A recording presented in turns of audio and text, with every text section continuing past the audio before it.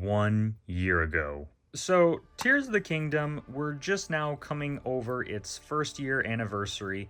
Um, in retrospect, I still have not beaten this game, so I can't really give my full thoughts on it yet, but it's definitely a high quality game, but it's definitely one that I I guess I have yet to appreciate fully. Breath of the Wild is a game that I never beat when it first came out. I bought when it first came out, but it's one that I beat fairly recently due to the experience of it. And maybe Tears of the Kingdom is one of those games as well where I'm going to come back to it and I'm going to enjoy very well. But for right now, I'm more so mixed on Tears of the Kingdom as a whole of a game compared to Breath of the Wild. I love various elements of the game that are included, such as reusing the open world when there was so much of that original world to explore. I think that was a very smart choice.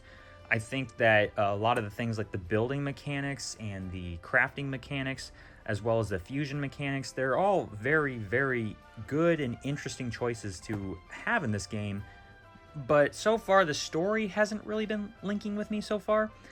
As in comparison to Breath of the Wild, maybe that's what it is. I don't know, but it's definitely a game I'm gonna come back to. Right now, I've been playing a lot of the Thousand Year Door remake, and I've been enjoying my time with that. So maybe here soon, once things start to settle down, I'll have time to come back and play Tears of the Kingdom fully. With that being said, Tears of the Kingdom was the very first Nintendo Switch first-party title to cost a whopping $70. This is in the age now where most first-party games now are costing $70. PlayStation was the first to start that, and this was Nintendo's dipping their toes in that. They said the reason for this was because it was what the fans will expect out of a $70 game. Yeah. So for $70, you would get Tears of the Kingdom. Just the standard game, nothing in there, just the standard cartridge. But if you were lucky enough, you could upgrade to the $130 collector's edition. I think it was $130. But yeah, this is the Legend of Zelda: The Tears of the Kingdom collector's edition. I have opened this due to the game. This is a collector's edition that did come with the game, and I think it was worth it, actually. This is one of the first collector's editions where it didn't feel like it was just full of fluff. It definitely is one of those collector's editions to a certain degree, but it doesn't have as much useless garbage as a lot of other collector's editions have. A lot of collector's editions, I don't really like to buy those because, oh, they have a keychain, oh, they have this poster. It's like, whoop-de-doo. Tears of the Kingdom actually has some pretty good stuff, and stuff that I like to collect are in this. So I thought we could take a minute to open it up and explore it together. Before we start this, though, if you pre-ordered this or Tears of the Kingdom Standard Edition at your GameStop, you would get this Sheikah wood slate. I thought it was pretty cool, even though it's just, you know, a traditional piece of wood that looks like it was laser engraved, probably. Right there, it's just a wooden plaque. I have not opened it yet. I like that it's at least clear and see-through, so you can still view it without having to open it. But if you pre-ordered this, you would get this. Sad to say, though, with my GameStop, there was only 7 copies of the collector's editions, and it was pretty fun. I waited about 5 hours in line. There was probably about 200 people there waiting in line with me, if I had to guess. I was one of the first 5, so that's why I have the collector's editions. Everybody else, I think, after me, because I was the last one that could possibly have gotten this, they all had the standard edition, as well as only a few actually got this wood plaque. So they had another thing that you could have with your pre-order, which was this sleeve, which is the like corrupted arm that Link gets in the game. And the guy at the counter, he was pretty cool. The guy before me actually got the wooden plaque along with the collector's edition, and he asked, hey, can I get the arm sleeve? And the guy actually gave it to him. So I asked for the same thing, so I got both pre-order bonuses along with the traditional game. I also pre-ordered the amiibo figure. Here it is. I think that the Legend of Zelda amiibo figures are some of the best that Nintendo has ever produced. Just absolutely gorgeous. They're not really that useful in the game, so they're more just these really cool figurines that you can have, but still, you know, it's still pretty cool. I got the Link figure along with the Twilight Princess figure. The guy at the GameStop, he was just going down the line, ticking boxes of what you wanted.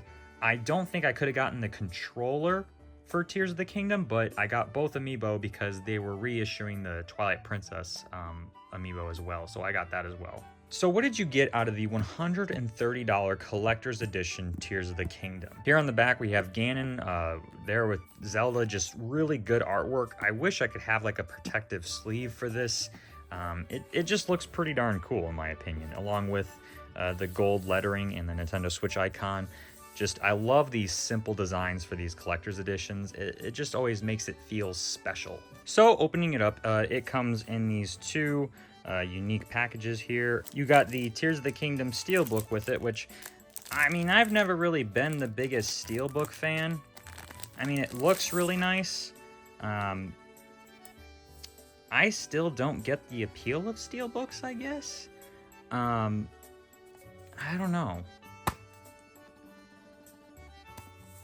So you got the Steelbook. Right here is, I'm guessing, the pin set. I don't want to open it, but I'll just flash some pictures of what they look like. They were pretty cool looking. Not enough where I'd want to open it right now. Maybe down the line I'll open it. The collector's edition isn't really worth anything right now, so who cares? But they were pretty cool. I collect a lot of those types of pins, so I enjoy them at least.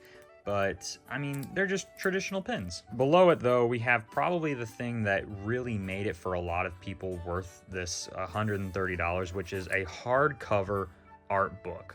I'm not going to open this one as well because there's the PDFs that are available online. And I remember during the time of this, this actually leaked online and spoiled numerous things for certain individuals of the game. I think how the mechanics were working, or different tribes and people that were in the game, this artwork got leaked and it ruined it for a lot of different people. But again, I mean, for $130 you get a hardcover book, a steel book, and a pin set. I mean, and a video game, which was $70. I mean, that's already pretty much worth it. But to top it off, you have this amazing steel poster. And this one I will actually open. That is awesome. So this is another thing that it's just kind of an added on thing. It's a steel poster, so I'm guessing that, yeah, this is the magnet. And you would have placed this on the wall, and there you go. I'm guessing that these are becoming a lot more popular nowadays because you don't have the hassle of having to put it in a case.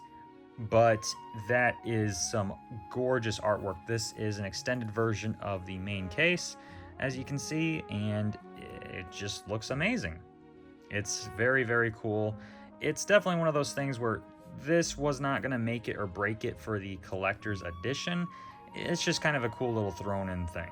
And so, yeah, I mean, for $130, I mean, you got a lot of bang for your buck, in my opinion, compared to a lot of other collector's editions. I mean, you got a steel book, an enamel pin set that wasn't those cheap ones. I mean, those are the really nice, kind of like the Disney pins that they collect there. So about $14 a pin there. As well as a really nice steel poster, which, I mean, just has some gorgeous artwork on it. And then, of course, you have a hardcover book to go with it. And it's an art book as well, so these things are going to be becoming increasingly rare as time goes on. So, I mean, compared to a lot of other collector's editions, I think it was worth it. Do I have to open all of these items? No, because there's just a lot of things I just still don't get. I still don't get the appeal of steel books compared to having the traditional case. They're cool, but I guess I don't get it. It's like, why have two cases? It's cool, like it's really cool, but it's just kind of useless in my opinion, I guess. The pins definitely are something that I love because I collect a lot of those pins. I collect a lot of the Disney pins, or anytime I'm at conventions or Comic Cons, I tend to go for enamel pins as well. Those are easy pickups. The poster is really cool, especially how it's a metal one, but I mean, it's definitely something that didn't need to be added. I think that having the pins, the art book, as well as the steel book, definitely are enough for $130. I think that the poster was thrown in at the last second, it definitely feels like, but it's pretty nice still. I mean, for $130, I mean, it's not that bad. Especially when you consider the fact that if you were lucky enough to get pre-order bonuses or the amiibo, it was definitely a fun night.